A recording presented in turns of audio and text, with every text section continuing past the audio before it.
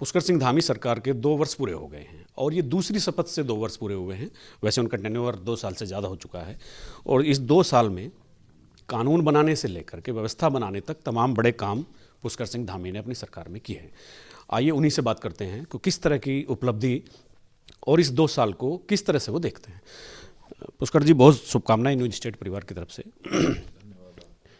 इस 2 साल का जो ये पूरा टेन्योर रहा है, तकनीकी तौर पर अगर देखें तो तमाम चीज़ें आपने की हैं, किया तो बहुत। प्रायोरिटी जो आप जिनको आप सर्वोच्च प्राथमिकताओं में लेते हैं वो ऐसे कौन कौन से काम हैं और उनसे क्या फ़ायदा पब्लिक को मिलने वाला है? देखिए, मैं सबसे पहले तो उत्तराखंड देवभूमि की सम्मानित हमारी जनता को, मातृतुल्य माताओं को, बहनों को, बुजुर्गों को, सबको अपना आभार प्रकट करता हूँ। उन सबको प्रणाम करता हूँ, नमन करता हूँ कि उन्होंने 2022 के आम चुनाव में राज्य के अंदर एक पुरानी चलने वाली परिपाटी, एक मिथक तोड़ा और एक नया इतिहास बनाया। हमारे प्रधानमंत्री आदरणीय मोदी जी के नेतृत्व और मार्गदर्शन में यहाँ पर चुनाव संपन्न हुए और पहली बार किसी राजनीतिक दल को लगातार दूसरी बार कंटिन्यूस प्रोसेस में सरकार में आने का अवसर दिया। और उसमें जो भी हमने संकल्प लिए थे, देवभूमि उत्तराखंड की जनता से जो वायदे किए थे, उन सभी पर हम निर्णायक रूप से आगे बढ़े। बहुत सारे हमने निर्णय भी लिए, बहुत सारी चुनौतियां भी आईं, उन सभी पर काम किया है। समान नागरिक संहिता हमने, जो कि देवभूमि की जनता ने हमें उसके लिए मैंडेट भी दिया था, अपना आशीर्वाद देकर सरकार में आने का अवसर दिया। पहला हमने निर्णय भी वही किया था और विधेयक यहाँ से हमने पारित कर दिया। राष्ट्रपति महोदया ने भी उस पर हमें अपनी स्वीकृति दे दी है। जल्दी ही वो राज्य के अंदर लागू हो जाएगा। आपने पहले भी कहा था कि आधी आबादी का पूरा कानून है, यानी महिलाओं को उससे इतना बड़ा फ़ायदा और उनकी ज़िंदगी सुदृढ़ बनाने के लिए मिलने वाला है, तो आधी आबादी का पूरा कानून आपने पहले भी कहा। हाँ, निश्चित रूप से आधी आबादी जो हमारी मातृशक्ति है, उनके लिए पूरा कानून है और इससे उनका सशक्तिकरण भी होगा और सुरक्षा भी मिलेगी। और जो विशेषकर मुस्लिम महिलाएं हैं, उनको जो कुप्रथाएं हैं, उन सब से छुटकारा भी मिलेगा, उनका आत्मबल बढ़ेगा, अपने पैरों पर खड़ी होंगी, हर प्रकार से उनकी सुरक्षा होगी। और बुजुर्गों का भी इसमें विशेष रूप से ध्यान रखा गया है, उनकी सुरक्षा का भी प्रावधान किया गया है। जो बच्चे इन संबंधों में पैदा हो जाते हैं, लिव इन रिलेशनशिप इत्यादि में, उनकी सुरक्षा का भी प्रावधान किया है। पुरुष वर्ग की भी सुरक्षा की गई है। कुछ उसमें लोगों की जरूर मन में संदेह होगा लोगों के, लेकिन जैसे ये लागू होगा एक्ट, तो उनके सारे संदेह दूर हो जाएंगे। ये किसी को भी नुकसान पहुंचाने का कोई उद्देश्य इस कानून में नहीं है। ये सबकी भलाई के लिए, सबके अच्छे के लिए लाया गया है। 2-3 कानून आप और लेकर आए। एक तो जबरन धर्मांतरण विरोधी कानून, एक नकल विरोधी कानून।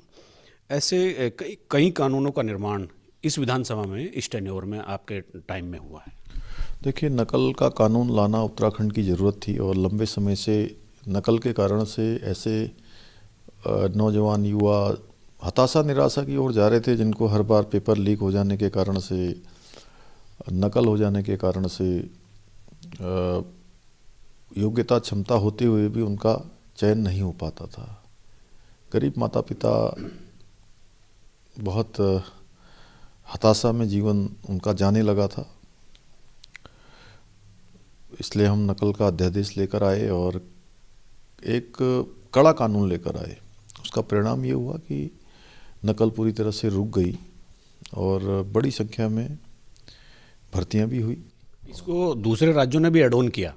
जो नकल वाला आप कानून लेके आए, इसको बाकी राज्य भी बना रहे हैं, केंद्र ने भी इसको कंसर्न किया।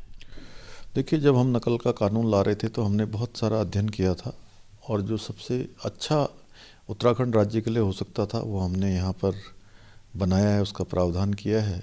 और ये वास्तव में एक अच्छा कानून है और इसके आने से नौजवान युवाओं को उनकी योग्यता, प्रतिभा, क्षमता का पूरा लाभ मिलेगा, उनका चयन होने का अवसर मिलेगा, पारदर्शिता होगी, उनका मनोबल बढ़ेगा, उन माता पिता की मेहनत भी सफल होगी जो अपने बेटे बेटी को पढ़ाने के लिए, उसकी तैयारी करवाने के लिए अपनी बहुत कमजोरी की हालत में भी उसका लालन पालन करके उसकी तैयारी करवाते हैं, उसको शिक्षा के लिए भेजते हैं। तो उनके साथ इसमें न्याय हुआ है और बहुत अवसरों पर मुझे अनेक माता पिता मिले हैं जिन्होंने कहा कि हम बहुत बार हमारे बच्चे पहले भी भाग लेते थे परीक्षाओं में, लेकिन उनका नंबर नहीं आता था। इस नकल के कानून के बनने के बाद अब एक साथ 4-4, 5-5 परीक्षाओं में एक ही परीक्षा में भाग लेने वाला एक ही बेटा या बेटी उनका चयन हो जा रहा है और वो कई बार खुद कंफ्यूज हैं कि कौन सी नौकरी में जाएं, कौन सी में छोड़ दें। कानून व्यवस्था को लेकर के आपने एक बहुत बड़ा कानून वो भी बनाया है, उपद्रव किसी तरह का भी बलवा दंगा उपद्रव होगा, सरकारी गैर सरकारी किसी भी संपत्ति को क्षति पहुंचाएगा तो उसकी वसूली की जाएगी। तो उसके पीछे आपका मोटिव लॉ एंड ऑर्डर को ठीक करने का ही रहा होगा। देखिए, लॉ एंड ऑर्डर, चूँकि देवभूमि तो शांत भूमि है, वैसे भी यहाँ पर सब लोग एक दूसरे के साथ भाईचारे के साथ रहते हैं, प्रेम पूर्वक रहते हैं। यहाँ पर दंगा उपद्रव, सरकारी संपत्तियों का नुकसान, निजी संपत्तियों का नुकसान, आगजनी, मारपीट, तोड़फोड़, इसका कोई स्थान नहीं है। और पिछले दिनों आपने देखा होगा हल्द्वानी के बनभूलपुरा क्षेत्र में जिस प्रकार एक अवैध निर्माण को खाली कराने के लिए प्रशासन की टीम गई, पुलिस के लोग गए, साथ में कुछ हमारे पत्रकार बंधु भी गए। वहाँ पर जिस प्रकार के हालात हुए, महिला पुलिसकर्मियों के साथ जानलेवा हमला हुआ, पत्रकारों को आग में डालने की कोशिश हुई, आगजनी हुई, सरकारी थाना फूंकने की कोशिश की गई, सरकारी संपत्तियों को, निजी संपत्तियों को नुकसान पहुंचाया गया। तो ये उत्तराखंड जैसे राज्य में इस प्रकार की घटनाओं का, इस प्रकार के उपद्रव का कोई स्थान नहीं है, क्योंकि देवभूमि का अपना एक मूल स्वरूप है और देवभूमि की एक पहचान है। तो यहाँ पर इस प्रकार की घटनाएं भविष्य में न हो, इसकी पुनरावृत्ति न हो, इसलिए ये कानून हम लेकर आए हैं, दंगा निरोधी कानून। इसमें अब कोई भी सरकारी संपत्ति, निजी संपत्ति, दंगा उपद्रव इससे नुकसान पहुंचाएगा, क्षति करेगा, तो उसकी क्षति की भरपाई, उसकी एक एक वसूली, मतलब जो भी है एक एक पाई की भरपाई उसी से की जाएगी जो इस कृत्य में शामिल होगा। उसके लिए आपने ट्रिब्यूनल भी गठन करने का भी आदेश दिया है। हाँ, निश्चित रूप से। फैसले तो बहुत हैं धामी जी। महिलाओं को क्षतिज आरक्षण है, खिलाड़ियों को पहली बार सरकारी नौकरियों में आरक्षण मिल रहा है, ऐसे सामाजिक तौर पर लोगों को आगे बढ़ाने के लिए आपने कई फैसले लिए। देखिए, चूँकि मातृशक्ति का राज्य में बहुत बड़ा योगदान है, इसलिए हमने 30% का आरक्षण उसका प्रावधान किया है। आंदोलनकारियों की एक बड़ी लंबी समय से मांग थी, 10% का क्षतिज आरक्षण उनके लिए किया है।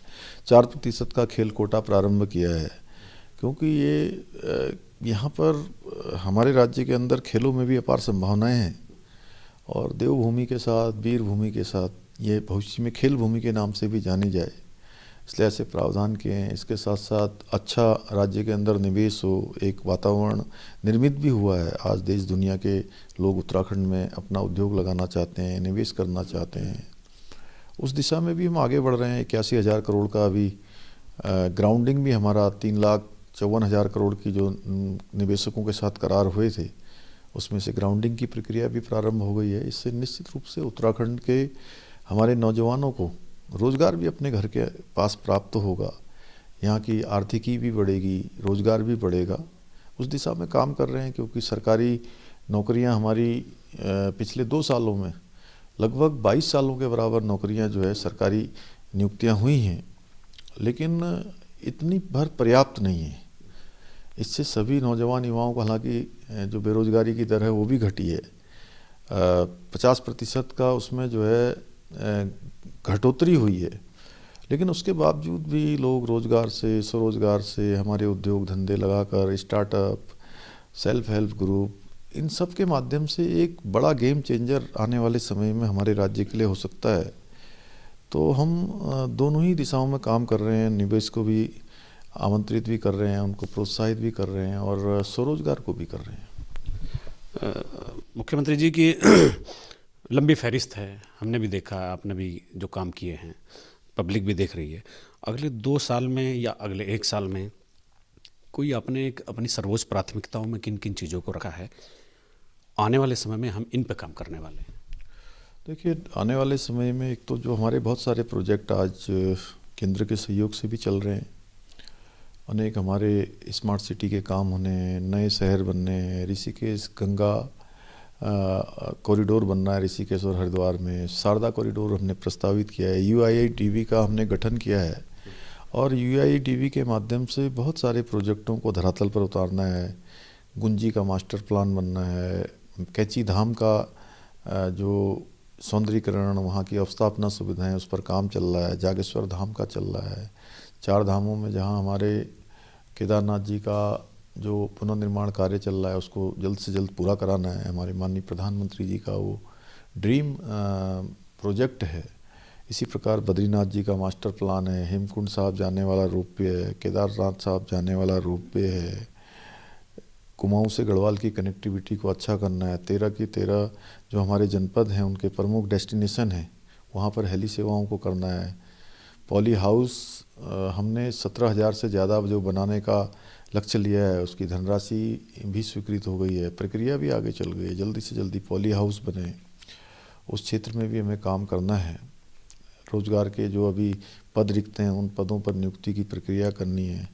4 धाम यात्रा आ रही है, कांवड़ यात्रा आ रही है, तो उसके लिए सभी प्रकार की जो व्यवस्थाएं हैं उनको सुनिश्चित करना है। कुल मिलाकर राज्य हिंदुस्तान के श्रेष्ठ राज्यों में शामिल हो, हमारी आर्थिकी दुगनी हो और जो प्रधानमंत्री जी ने बाबा केदार की भूमि से कहा कि 21वीं सदी का तीसरा दशक उत्तराखंड का दशक होगा, वो दशक बनाने के लिए काम करना है। चूँकि आप मुख्यमंत्री हैं तो पॉलिटिकल सवाल बनता है। लोकसभा चुनाव के मुहाने पर हम सब खड़े हैं, प्रत्याशियों के नामांकन चल रहे हैं, तीसरी बार हैट्रिक का अवसर है। 2014 या 2019 5 सीटें भारतीय जनता पार्टी के पास, अब ये फिर वही अवसर है, क्या कहेंगे आप?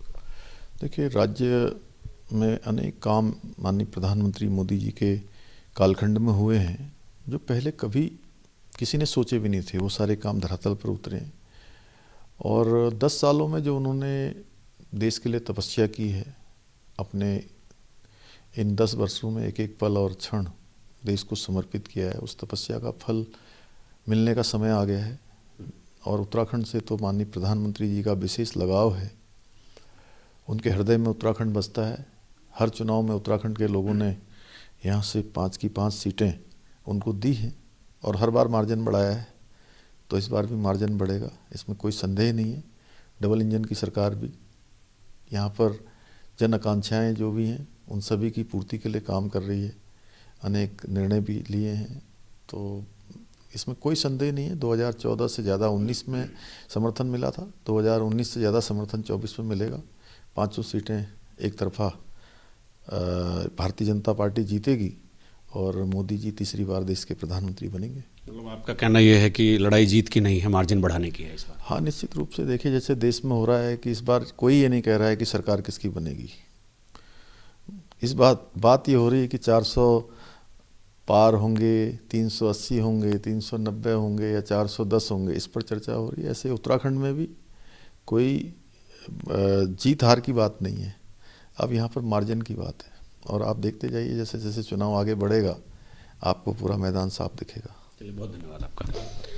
तो मेरे साथ थे मुख्यमंत्री पुष्कर सिंह धामी जी। पिछले 2 साल की उपलब्धियों के साथ उन्होंने अपना आगे का भी प्लान बता दिया कि अगले 2 साल में वो किस तरह से रोजगार और विकास के लिए क्या क्या करने जा रहे हैं। अपने सहयोगी कैमरामैन सोनी कुमार के साथ न्यूज़ नेशन के लिए देहरादून से अजीत सिंह राठी।